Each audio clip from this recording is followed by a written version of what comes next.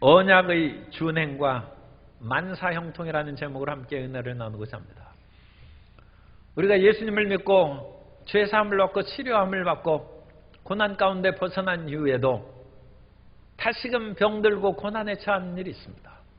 그것은 여러 가지 이유가 있습니다만은 그 가운데 중요한 하나는 우리가 옛날 생활로 돌아가기 때문입니다.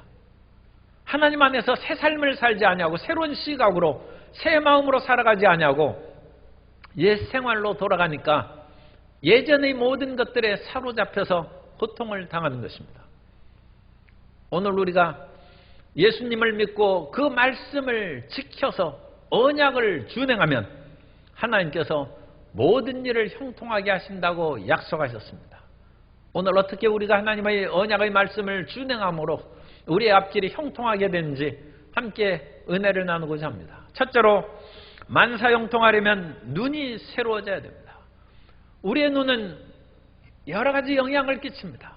인류가 처음 범죄했을 때에도 잘못된 시각을 바라봄으로써 선악을 알게 하는 나무 열매를 먹고 그것으로 범죄한 것입니다. 하와가 선악을 알게 하는 나무 열매를 보고서 먹음직도 하고 보암직도 하고 지혜롭게 할 만큼 탐스럽기도 한지라 그것을 따먹고 자기와 함께한 남편에게 주어서 하나님 말씀을 어기고 언약의 약속의 말씀이 사라져 버린 결과 그들은 저주와 죽음의 존재로 전락해버리고 만 것입니다. 노아 시대에도 하나님의 아들들이 사람의 딸들의 아름다운 것을 취함으로 말미암아 범죄하였다고 말씀합니다. 영어로 seeing is wanting이라는 말이 있습니다. 우리가 보는 것은 바라는 것입니다. 원하는 것입니다. 그래서 잘못된 것을 바라보면 그것을 소유하고 싶은 마음이 불릴 듯 일어나는 것입니다. 그 잘못으로 말미암아 워낙 죄악이 관영하게 되어서 하나님께서는 노아 시대의 사람을 물로 다 홍수로 심판하셨다고 했습니다. 그러므로 오늘 우리는 시각을 새롭게 해야 됩니다. 우리의 보는 관점을 고쳐야 되는 것입니다. 예수님께서 이 세상을 심판하러 오셨다 말씀하시고 이제 보지 못한 사람은 보게 하고 보는 사람은 맹인 되게 하려 함이라. 그러자 바리새인이 얘기합니다. 그러면 우리가 눈을 떴는데 이제 우리도 맹인이 된다는 말인가? 그러나 사실 그들은 맹인과 같은 잘못된 삶을 많이 살았습니다. 마태복음 23장 16절 이하에 보면 화했을진저 눈먼 인도자여 너희가 말하되 누구든지 성전으로 맹세하면 아무 일 없거니와 성전의 금으로 맹세하면 지킬지라 하는도다. 어리석은 맹인들이여 어느 것이 크냐? 그 금이냐? 그 금을 거룩하게 하는 성전이냐? 예수님께서 보시니까 기가 막힙니다. 이스라엘의 선생이요 지도자라 하는 사람들이 하는 것이 어리석은 그런 선생이요 그야말로 앞을 못 보는 맹인과 같다는 것입니다. 우리는 우리 눈을 상당히 자신하고 신뢰하는 경우가 많이 있는데 아담과 하와의 타락할 때부터 우리의 눈은 잘못되기 시작했습니다. 이것은 신체적인 그런 눈의 결핍을 말하는 것이 아니니까 눈이 조금 원시나 이상이 있다 할지라도 그건 이해해 주시기 바랍니다. 우리의 많은 사람들이 눈이 사시가 됐어요. 사시는 비뚤게 보는 것입니다. 그래서 어떤 것을 볼 때 제대로 보는 것이 아니라 부정적이고 편향된 시각으로 바라보는 것입니다. 그러면 하나님이 원하시는 모습을 제대로 바라보지 못하고 잘못된 것을 바라보는 거예요. 하나님께서 우리를 사랑하셔도 혹시 간혹 불신자 가운데는 우리를 노예로 잡으려고 하나님께서 우리를 그와 같이 구원하시고 이끌어 가시는 것으로 교회 나가면 무엇에 사로잡히는 것으로 잘못 생각을 한 경우가 있습니다. 그건 눈이 사시가 되었기 때문입니다. 마음이 사시가 되었기 때문입니다. 어떤 사람은 눈이 근시가 되어서 눈앞의 것은 바라보는데 먼 데는 못 바라요. 눈앞의 것은 오늘날 이 세상에서 살아가는 그 모든 삶입니다. 그 삶은 육신의 정욕과 안목의 정욕과 이생의 자랑으로 살아가는 현생의 삶은 바라보는데 천국은 못 바라본다는. 눈앞의 것 바라보고 천국이 가로막혀서 먼 데를 바라보지 못하니까 사람이 살면 70이요 강건하면 80이라도 그 년수의 자랑은 수고와 슬픔뿐이라고 했는데 한바탕 꿈같이 인생을 살아가다가 영원한 천국에 들어가지 못하면 근시로 먼 데를 바라보지 못하고 비극적인 인생으로 끝난 것입니다. 그 반대도 있어요. 육신의 원시가 아니라 마음의 원시가 되면 이 사람은 먼 데를 바라보고 눈앞의 것은 전혀 행하지 않는 그야말로 현실에 대한 현실을 망각하고 발등에 떨어진 불을 끌 생각은 안 하고 허장성세로 허탄한 자랑만 하고 사는 사람입니다. 입으로는 큰 소리를 치고 그렇게 살아가지만 자기 눈앞에 있는 일은 해결하지 못합니다. 초대교회 때도 그런 사람들이 있었어요. 자기의 앞가림도 하지 못하면서 이 사람 저 사람 간섭하고 다니는 사람이 있어요. 그래서 내 문제만 해결하고 그 다음에 다른 사람에게 충고하든지 권고하든지 사도 바울이 데살로니가 후서 3장 10절에서 권면합니다. 우리가 너희와 함께 있을 때에도 너희에게 명하기를 누구든지 일하기 싫어하거든 먹지도 말게 하라 하였더니 자기 먹을 것도 없으면서 일제일 간섭하고 주님께서 곧 오실 텐데 뭐 일할 필요 없다고 떠돌아다닌다거나 멀리는 보는 것 같은데 눈앞의 것을 바라보지 못합니다.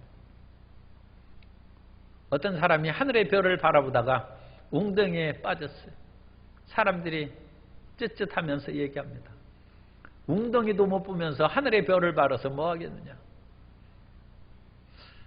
사람의 눈이 굉장히 정확한 것 같아도 굉장히 잘못된 것이 많은 것을 탐험가가 자기 실제 경험한 얘기가 있습니다. 어떤 탐험가가 현대 탐험가입니다. 산길을 이제 걸어갔는데 요즘에는 장비가 다 있습니다.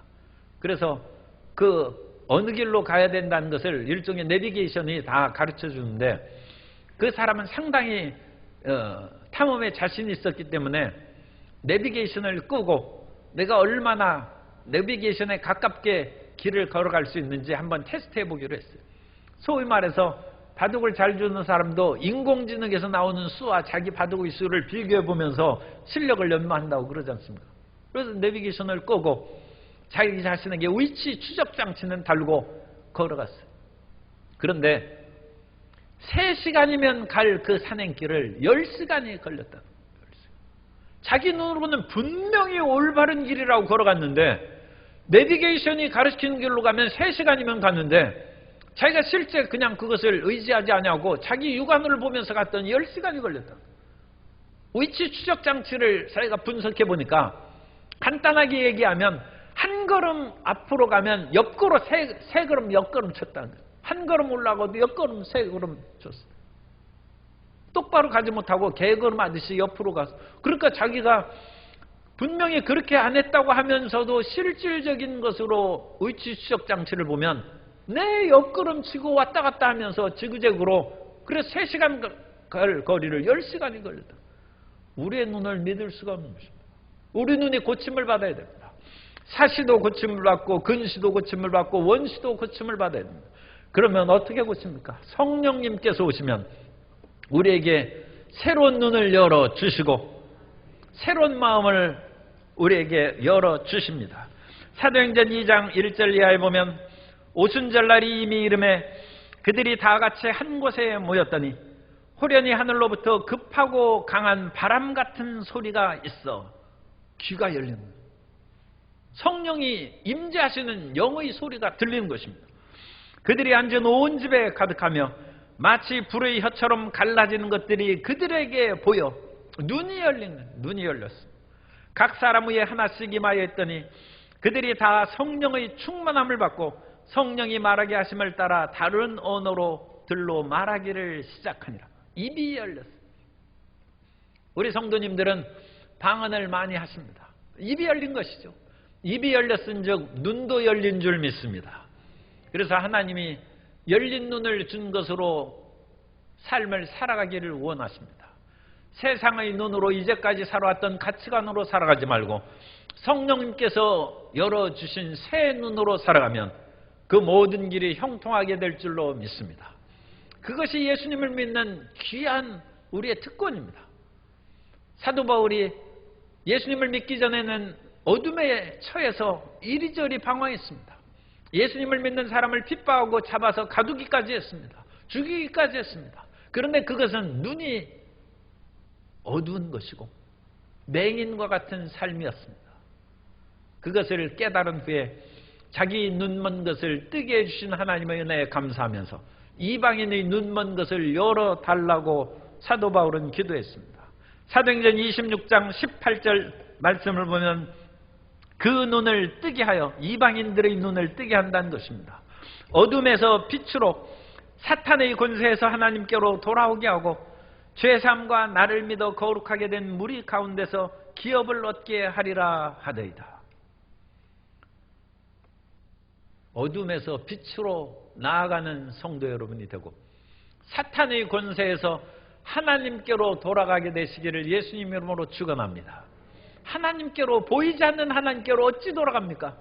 보이지 않는 하나님께로 돌아가는 것은 어렵지만 보이는 성경으로 돌아가는 것은 쉽습니다. 하나님께로 돌아가는 것은 성경 말씀으로 돌아가라는 것입니다. 내 주의와 주장과 세상의 모든 가치와 사상에 휩쓸리지 말고 하나님의 말씀으로 돌아가면 우리의 앞길이 형통하게 될 줄로 믿습니다. 오늘 우리 말씀을 보면 29장 9절에 그런즉 너희는 이 언약의 말씀을 지켜 행하라. 그리하면 너희가 하는 모든 일이 형통하리라. 그렇게 말씀했는데 모든 일이 형통한다는 그 말이 우리가 만사형통이죠. 모든 일이 형통하지. 그거 우리말이 아니라 성경에 그렇게 되어 있어요. 이 성경에는 파스큘러라고 되어 있는데 파스큘러라는 것은 번영할 것이다. 에트콜 아쉐르 타순이라고 되어 있습니다. 에트콜이라는 것은 모든 것이라는 모든 것. 너희가 하는 모든 것이 이 성경 말씀에 그렇게 되어 있어요. 그걸 한자로 하면 만사형통인 것입니다. 우리가 언약의 말씀을 지켜 행하면 우리가 행하는 모든 것, 그 모든 것을 형통하고 번영하게 한다. 그 하나님의 말씀으로 돌아서서 앞길이 열리는 모든 성도님의 삶이 되시기를 예수님으로 축원합니다. 두 번째로 우리가 깨닫는 마음이 되면 언약을 지켜 형통하게 됩니다. 사람들이 마음이 깨닫지 않고 여전히 옛 마음으로 살아간다는 것입니다. 우리말에도 낯 높고 기억자도 모른다고 했어요. 마음이 어두워서 깨닫지 못하니까 낯을 보고 이게 기억자 아닙니까? 이게 기억자인 줄을 그걸 이해를 못하고 깨닫지 못하고 그냥 방황하고 답답하게 살아가는 것입니다. 그런데 이스라엘 백성들이 그렇습니다. 오늘날 이스라엘 백성들은 그야말로 노벨상의 3분의 1 정도를 탄 아주 지혜로운 민족처럼 여기고 있습니다만 사실 옛날 이스라엘 민족들은 아주 목이 곱고 완악하고 깨닫지 못하는 마음을 가진 백성이었습니다. 수천 년 동안 하나님 말씀을 읽고 묵상하고 하나님 말씀대로 살지 못해 하나님께서 그들을 징계하고 이끌어 주셔서 오늘날 깨어난 민족이 된 것입니다. 그런데 모세가 살아있을 때만 해도 이스라엘 백성들은 그와 같이 어리석은 민족이고 깨어나지 못한 백성이었어요. 그래서 열 재앙을 체험하고 홍해가 가르고 만나가 하늘에서 내리고 메추라기가 하늘에서 떨어지고 목마를 때 반석에서 물이 나와요. 그러면 하나님 믿고 무슨 염려할 것이 있겠습니까? 그런데도 불구하고 그들은 가나안을 정탐하고 온 후에 우리가 어찌 그 성읍을 우리가 뺏을 수 있단 말인가? 차라리 우리가 애굽으로 돌아가는 것이 낫지. 마음에 깨닫는 것이 하나도 없어요. 홍해를 가른 이가 홍해를 갈라서 바다를 육지같이 건너게 하신 하나님께서 그 가나안의 군대들을 못 물리치겠습니까? 그런데 그 마음이 전혀 깨달음이 없습니다. 하나님께서 진노하셔서 민수기 14장 22절 이하에 말씀합니다. 내 영광과 애굽과 광야에서 행한 내 이적을 보고서도 이같이 10번이나 나를 시험하고 내 목소리를 청종하지 않은 그 사람들은 내가 그들의 조상들에게 맹세한 땅을 결단코 보지 못할 것이요 또 나를 멸시하는 사람은 한 사람도 그것을 보지 못하리라. 사람이 어찌 하나님을 멸시하겠습니까? 그런데 하나님이 행하신 이적을 보면서도 마음에 믿지 못하는 것이 하나님을 멸시하는 것입니다. 하나님의 역사하심을 체험한 사람들은 하나님을 인정하고 하나님께서 오늘도 우리를 치료하시고 우리 삶을 세워주시고 일어나서 빛난 존재로 만드실 것을 믿으시기 바랍니다. 그것을 알려면 성경을 읽으면 돼요. 왜 성경에는 하나님의 위대한 역사가 다 낱낱이 기록되어 있습니다. 그래서 그 성경을 읽으면서 우리 마음 가운데 깨닫는 마음과 믿음을 가져야 되는 것입니다. 그런데 어떤 사람은 성경을 지식으로 읽는 사람들이 있어요. 삼손의 그런 일을 보면서 이 친구, 내 친구가 그렇게 힘있고 그야말로 얼굴도 잘생겨서 자랑하더니 수없는 그런 삶의 유혹에 빠져가지고 패가 망신했지. 그 친구 참 불쌍하게 됐어. 남 얘기하는 것입니다. 자기 마음 가운데 있는 잘못된 정욕을 없애려고 그 말씀을 받아들여야 그것이 깨닫는 마음이지 그 지식을 가지고 남을 평가해서 되겠습니까? 고라 자손은 모세의 지도력에 반해서 자기 스스로 높아지고 됐다가 땅에 갈라져서 고라와 그 일당들이 다 땅속에서 묻혀버렸어. 그것을 보고 아무개는 그렇게 잘난 척하더니 정말로 패가 망신했다. 그 얘기하지 말고 우리 자신이 겸손하고 지도자에게 존경할 만한 사람은 존경하고 두려워할 만한 사람을 두려워하는 겸허함이 있을 때 그것이 깨달은 마음이 되는 것입니다. 그래서 성경 말씀을 읽고 남에게 적용하지 말고 우리가 깨달아야 돼요. 이 말씀은 꼭 내가 아내에게 가서 얘기해. 그러지 말고 자기에게 적용해서 그렇게 해야지. 왜 아내에게 얘기하고 남편에게 얘기하고 이 말씀을 가지고 자식 가르쳐야 되겠다. 그러지 말고 자기 자신을 가르치라고. 그게 깨달은 거예요.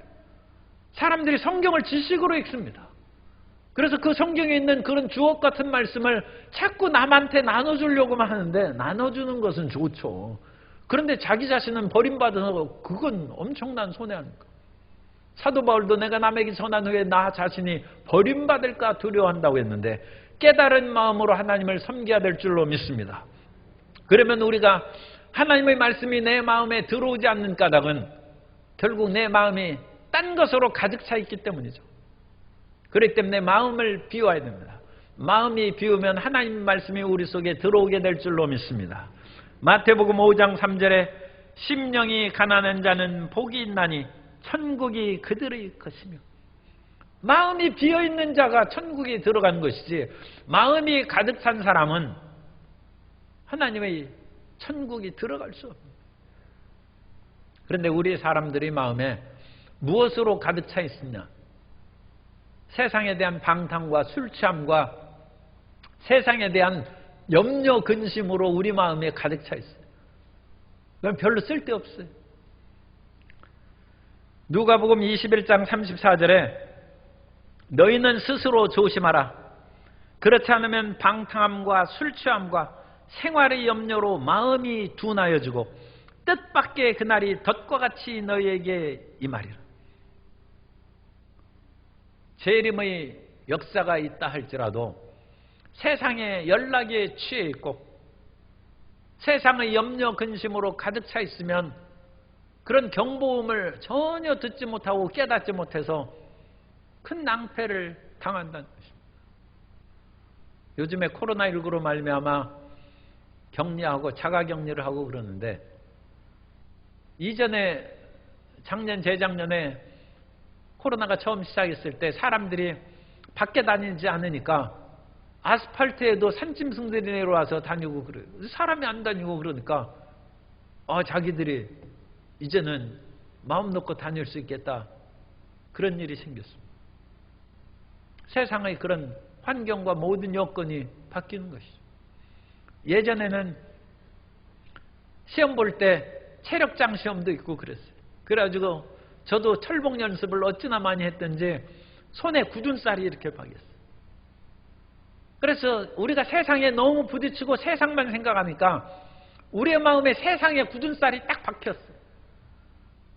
그런데 철봉 안 하니까 굳은 쌀이 없어졌어요. 우리가 세상의 방탕과 술 취함의 그 모든 굳은 쌀이 자가격리하고 마음을 비워서 교회에 오고 또 그 마음의 굳은 쌀을 더 속히 하기 위해서 우리가 집중 기도하고, 옛날엔 기도원에도 많이 가고 금식도 많이 했죠. 오늘날에 그것을 많이 하는 것은 그 큰 문제입니다. 왜냐하면 죄 짓지 않고 그와 같이 특별히 할 필요가 없는 그런 경우로 안 가면 문제가 없거니와, 마음의 굳은 쌀을, 세상으로 굳어진 그 마음, 그것을 없애지 않으면 건성으로 다니는 것입니다. 마음에 굳은 쌀이 밖에서 가득 차 있으면 주의 말씀이 못 들어오는 것입니다. 더군다나 우리가 중요하게 생각해야 될 것은 염려 근심으로 가득 찬 마음에도 하나님 말씀이 못 들어온다는 것을 기억하시기 바랍니다. 근심하고 염려하는 것도 하나님을 불신하는 것이 될 수 있습니다. 하나님께 근심 걱정도 내놓고 마음의 평안을 얻게 되시기를 예수님의 이름으로 축원합니다. 그래서 우리 마음 가운데 그와 같은 평강으로 가득 채워서 하나님의 말씀을 가득 채워야 돼요. 가득 채워. 그 하나님의 말씀이 마치 세상에 치환작용을 하죠. 옛날에 그 화석이나 그런 것을 보면 분명히 나뭇결이 그대로 있는데 돌덩어리입니다. 왜냐하면 나무의 그와 같은 그 속에 있는 것들을 속에 물속에 놓은 그런 규소라든지 그런 것이 들어가서 치환작용을 했어요.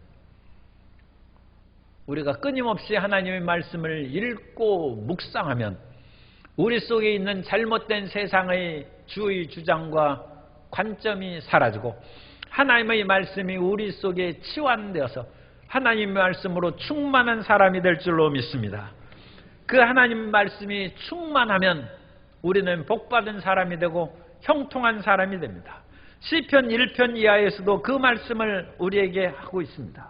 복 있는 사람은 악인의 꾀를 따르지 아니하고 죄인들의 길에 서지 아니하며 오만한 자들의 자리에 앉지 아니하고, 거짓되고 잘못된 것들을 우리가 추구하지 않고 그 잘못된 것들을 치환해서 나가야 되는데, 오직 야훼의 율법을 즐거하여 그의 율법을 주야로 묵상하면 하나님의 말씀이 그걸 우리를 자꾸 바꿔서 주의 말씀대로 살아가는 사람이 되고, 그러면 우리는 마음이 바뀌고 새롭게 되어서 형통한 사람이 될 줄로 믿습니다. 마음이 바뀌고 새로운 사람이 되어서 모든 일이 형통한 성도 여러분 되시기를 주의 이름으로 축원합니다. 세 번째는 이제 결정적인 것입니다. 세 번째는 언약을 실행하며 행해야 됩니다. 모든 일이 형통하게 됩니다. 행동이 있어야 이제 그 모든 것이 정점을 찍는 것이고 완성이 되는 것입니다. 거짓 선지자 발람은 불의의 싹스를 탐해가지고 이스라엘을 저주하러 왔다가 저주를 못하고 축복만 하고 돌아간 이야기를 우리가 알고 있습니다. 그럼 발람을 보내지 말지 왜 보내셨는가? 그것은 발람의 마음 가운데 탐욕이 가득했어요. 물질에 대한 욕심이 가득해서 그야말로 못 말리는 상태가 된 거예요. 그러므로 하나님께서는 그의 사자를 보내서 그를 철저히 경계하고 훈련을 시켰어요. 그것은 천사가 칼을 빼고 딱 앞길을 막아서 있는데 나귀가 눈이 열려가지고 이 선지자 발람도 보지 못하죠. 그런데 나귀가 눈이 열려서 천사를 칼 뺀 것을 보고 옆길로 피하다가 발람의 다리를 벽에 부딪히게 했어요. 발람이 내려서 이 나쁜 나귀야 하면서 막 매질을 하니까 이번엔 나귀 입을 열어줘. 왜 나 때리느냐? 발람이 얼마나 놀랐겠어요. 그래도 이 선지자인 거로 또 이와 같이 특별한 무슨 일이 생겼구나. 그것을 알고 교훈하는데 그 천사가 내가 욕심이 가득해서 가려고 하니까 가라. 내가 막지는 않겠다. 그러나 칼을 빼든 천사를 내가 기억해서 이스라엘을 저주하면 죽을 줄 알라. 그래서 이스라엘에게 가서 저주하려고 하면 축복의 말이 나오니까 발람은 내 축복만 하다가 왔어요. 그러나 그는 탐욕의 노예입니다. 그래서 유다서 1장 11절에 보면 화 있을진저 이 사람들이여 가인의 길에 행하였으며 삭슬을 위하여 발람의 어그러진 길로 몰려갔으며 고라의 패역을 따라 멸망을 받았도다. 아무리 말을 유창하게 하고 하나님 믿습니다 해도 하나님은 별로 크게 신용 안 합니다. 왜냐하면 행동으로 뒤따를 때까지 하나님께서 두고 보십니다. 심지어 아브라함도 하나님을 믿는 것을 왜 모르십니까? 100세의 아브라함이 이삭을 낳았어요. 자기 몸에 죽은 것 같음과 사라의 태가 죽은 것 같음을 알면서도 믿음이 약하여지지 아니하고 하나님의 약속을 붙잡음으로 이삭을 낳았는데, 그 이삭을 낳은 후에 얼마 지나서 하나님께서 아브라함에게 내 독자 내 사랑하는 이삭을 모리아 산에 가서 번제로 드리라고 했을 때 아브라함이 두말하지 아니하고 아침에 일어나서 자기 아들 이삭에게 나무찜을 지우고 자기는 횃불을 들고 가서 번제로 드리려고 하니까 하나님의 천사가 다급하게 아브라함의 손을 붙잡고 막으면서 내가 정말로 하나님을 경외하는 줄, 내 아들까지 버리면서 나를 사랑하는 줄 이제야 알았다. 행함이 따르는 성도 여러분 되시기를 예수님 이름으로 축원합니다. 포도원에 농부가 있었어요. 그래서 그 포도원을 이제 전지작업도 하고 돌봐야 되는데 큰아들 보고 얘기해서 오늘 포도원에 가서 일을 좀 하라 하니까 큰아들이 예 하고 우리식으로 얘기하면 아멘 하고 안 갔어요. 그런데 둘째 아들은 놀러 가고 싶으니까 아버지가 하는데 아멘 안 했어요. 실소이다. 나는 놀러 가기 약속이 돼 있으니까 포도원에 안 가겠습니다. 그러나 친구들하고 놀러 가다가 생각해 보니까 뙤약볕 밑에 아버지 혼자 일하는 것이 너무 불효인 것 같고 마음이 아프니까 다시 돌아와서 포도원에 가서 일을 했어요. 그러면 아버지의 뜻을 행한 것이 누굽니까? 아멘자라는 큰아들이 아니라 행한 둘째 아들이라는 거죠. 우리는 아멘도 해야죠. 둘째 아들처럼 아버지 보고 실소이다 하고 그러면 아버지 마음이 얼마나 아프겠어요. 그러니까 설교할 때 아멘도 하시고 그거보다 더 중요한 것은 실천하라는 것입니다. 그걸 행하라는 것입니다. 둘째 아들처럼 심지어 아멘 안 했을지라도 그것을 행하면 그것이 더 인정받는다는 거죠. 우리에게 형통한 삶으로 이끌어주는 것은 말로만 시인하고 받아들이는 것이 아니라 하나님의 말씀을 준행하여 행하면, 오늘 우리 말씀 다시 9절 말씀을 읽습니다. 그런즉 너희는 이 언약의 말씀을 지켜 행하라. 그리하면 너희가 하는 모든 일이 형통하리라. 그 하는 모든 일이 형통하리라. 그러기 위해서는 그 일을 행해야 됩니다. 어떤 사람이 악을 행하다가 심판받고 하나님 그런 지옥에 떨어지는 고통을 받는다는 것을 깨달아서 두려움 가운데 하나님 잘못했습니다. 용서해 주십시오. 그러면 그 악인이 금방 잘 되겠습니까? 그렇지 않습니다. 그 악인은 지금 집행유예예요. 하나님께서 그 사람이 회개하고 말로 예수님을 믿고 돌아선다 하시면 하나님께서 일단 형의 집행을 보류하십니다. 그리고 진짜 용서하시는 것은 그 사람이 악행을 버리고 정의와 공의의 길로 행하면 하나님께서 살려주십니다. 그때는 사면에, 이 집행유예하고 사면은 엄청난 차이가 있습니다. 적지 않은 사람들이 하나님 앞에 회개합니다 해가지고 집행유예 상태로 살아가는 사람이 많이 있어요. 그거 완전히 용서받은 거 아닙니다.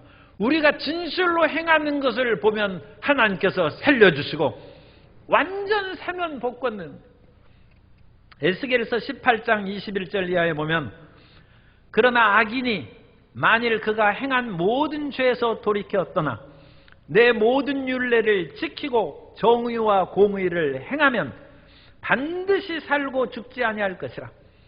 그 범죄한 것이 하나도 기억함이 되지 아니하리니 그가 행한 공의로 살리라. 하나님께서는 악인도 살려주십니다. 그런데 입으로만 말로만 하는 것은 집행유예예요. 그가 정말로 이제는 도둑질 안 하고 정말로 거짓말하지 아니하고 간음하지 아니하고 세상의 길로 걸어가지 아니하고 돌이켜 행하면 살려주신다.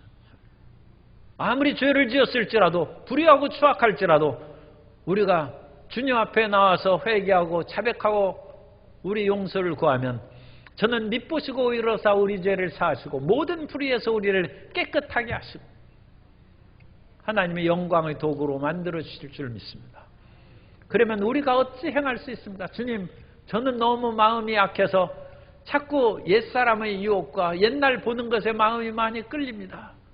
그런 분에게 행할 수 있는 비결, 행할 수 있는 비결은 성경에 있습니다. 그 비결을 알려드립니다. 신명기 30장 11절, 신명기 30장 11절 이하를 우리 다 같이 읽겠습니다.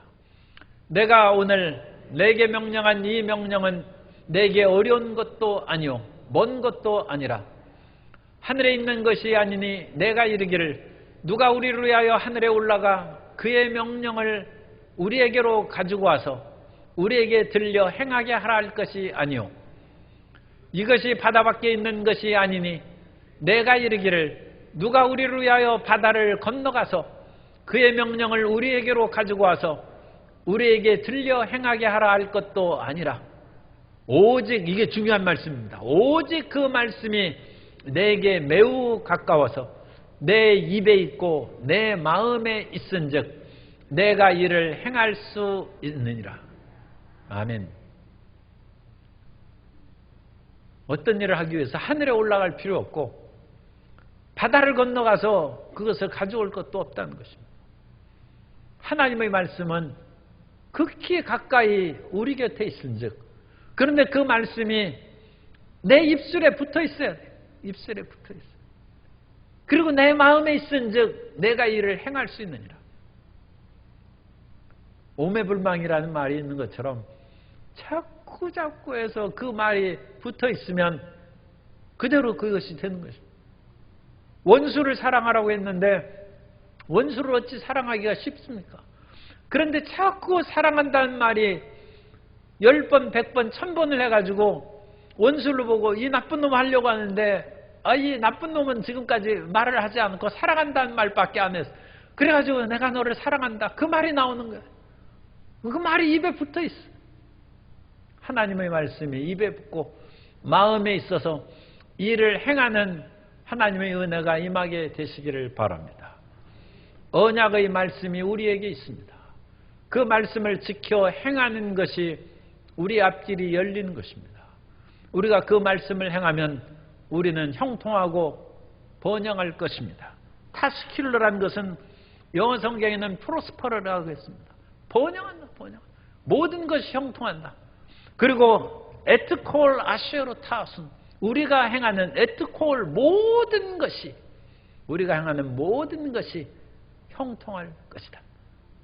그리고 우리가 행하는 모든 것이 형통한 그 행위를 보고 우리 자손들도 예수님을 믿고 행하는 부모님을 믿으면, 행하는 선생님을 보면 제자들이, 자식들이 따라오기 마련입니다. 그래서 자자손손 복을 받게 됩니다. 시편 103편 17절 이하에 보면 야훼의 인자하심은 자기를 경외하는 자에게 영원부터 영원까지 이르며 그의 의는 자손의 자손에게 이르리니 곧 그의 언약을 지키고 그의 법도를 기억하여 행하는 자에게로다.